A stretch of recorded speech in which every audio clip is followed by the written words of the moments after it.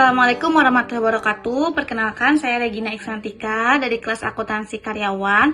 Saat ini saya akan menjelaskan mengenai analisis laporan keuangan, mata kuliah analisis laporan keuangan untuk industrinya barang konsumsi, subsektor makanan dan minuman PT Mayora Indah Tbk. Sebelumnya, saya akan menjelaskan riwayat singkat dari PT Mayora Indah Tbk. PT Mayora Indah Tbk Perseroan didirikan pada tahun 1977 dengan pabrik pertama berlokasi di Tangerang dengan target market wilayah Jakarta dan sekitarnya.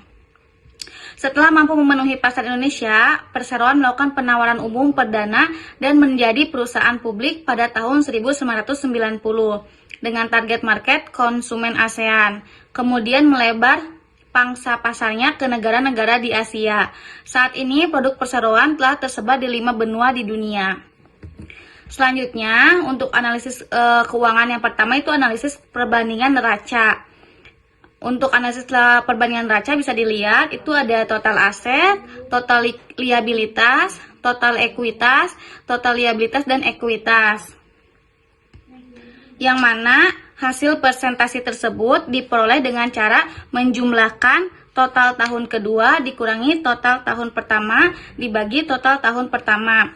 Misalnya untuk total aset 2017 berarti total aset di 2017 dikurangi total aset 2016 dibagi total aset di 2016 dihasilkan 15%. Begitupun seterusnya.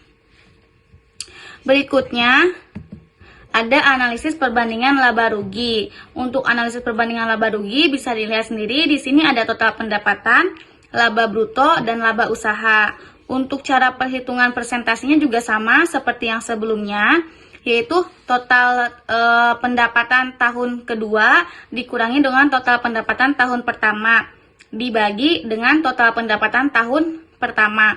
Misalnya tahun 2017 dikurangi tahun 2016 dibagi total pendapatan 2016, maka didapatkan persentase 13%. Dan untuk analisis perbandingan baik neraca ataupun laba rugi itu dibandingkan dengan total tahun yang pertama, yaitu di tahun 2016. Kemudian selanjutnya ada analisis rasio likuiditas.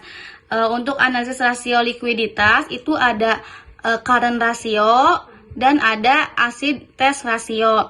Nah, untuk current rasionya itu cara penghitungannya dengan hasil jumlah total aktiva lancar dibagi utang lancar.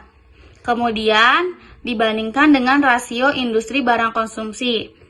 Untuk acid test ratio itu cara penghitungannya aktiva lancar dikurangi persediaan dibagi hutang lancar. Kemudian dibandingkan dengan rasio industri barang konsumsi. Untuk selanjutnya ada analisis rasio leverage. Untuk analisis rasio leverage-nya yaitu total debt to total asset ratio dan total debt to total equity ratio. Untuk total debt total asset ratio, cara penghitungannya yaitu total hutang dibagi dengan total aktiva. Kemudian ini dibandingkan dengan rasio barang konsumsinya atau industri barang konsumsinya. Untuk total debt to total equity ratio itu cara penghitungannya dari jumlah total hutang dibagi ekuitas. Kemudian ini dibandingkan juga dengan rasio industri barang konsumsi. Selanjutnya ada analisis rasio aktivitas. Untuk analisis rasio aktivitas itu yang pertama ada total aset turnover dan receivable turnover. Untuk total aset turnover itu cara penghitungannya dari hasil jumlah penjualan dibagi dengan total aktiva. Kemudian dibandingkan dengan rasio industri barang konsumsi. Kemudian untuk receivable turnover cara penghitungannya yaitu penjualan dibagi dengan piutang. Nanti ini dibandingkan dengan rasio industri barang konsumsinya.